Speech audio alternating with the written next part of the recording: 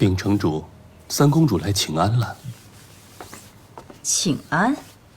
我看她是为了韩硕吧？城主说的是，三公主。母亲，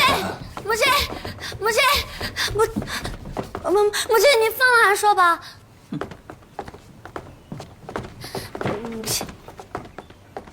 三公主，韩寿君新婚之夜谋害三公主，问驴当斩。韩少君他不是有意要毒害我的，那是我冤枉他的。三公主海量，曾经千杯不醉，为何昨日一杯就倒啊？问，韩硕多久问斩啊53克。现在几克51克。51克了。人命关键的事都51个，你还问我酒量的事？你说放肆！当然重要了，你是我的女儿，千金之躯，莫说是醉晕过去，就是少了一根头发，那也是大事，岂可儿戏？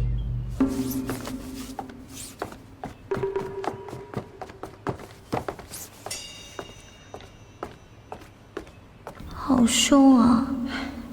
芊芊，我们花园城靠着巫石矿享受富贵，一直以来玄虎城都以男子为尊，男人就是天，与我们花园势不两立，还对我们的巫石矿虎视眈眈。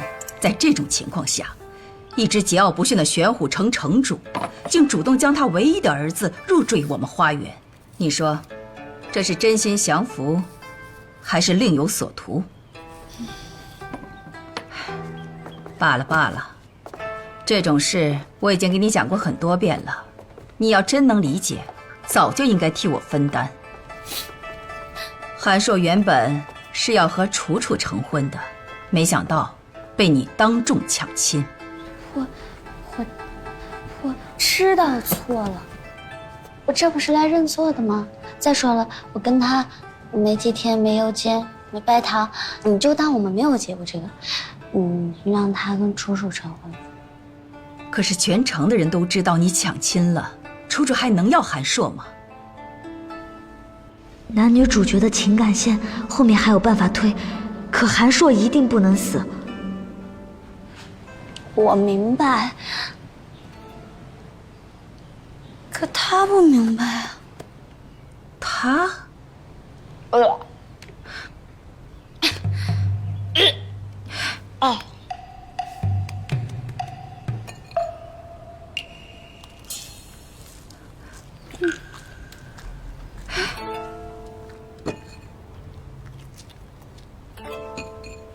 你能明白吗？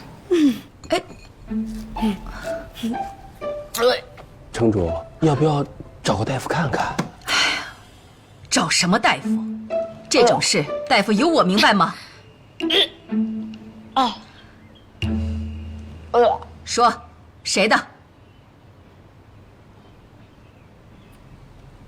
不知道。你就当做是韩硕的吧。荒唐！韩硕前日进城，昨日跟你成婚，今日你就有了？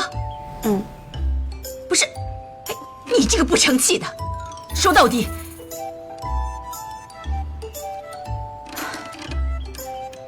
纵使我们花园城不像玄虎城那般约束女子，但毕竟也有礼法呀。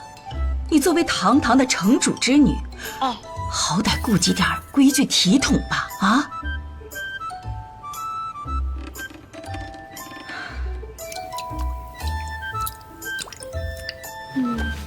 请52克。桑琪，你去告诉韩硕，只要他肯认下这个孩子，我就恕他无罪。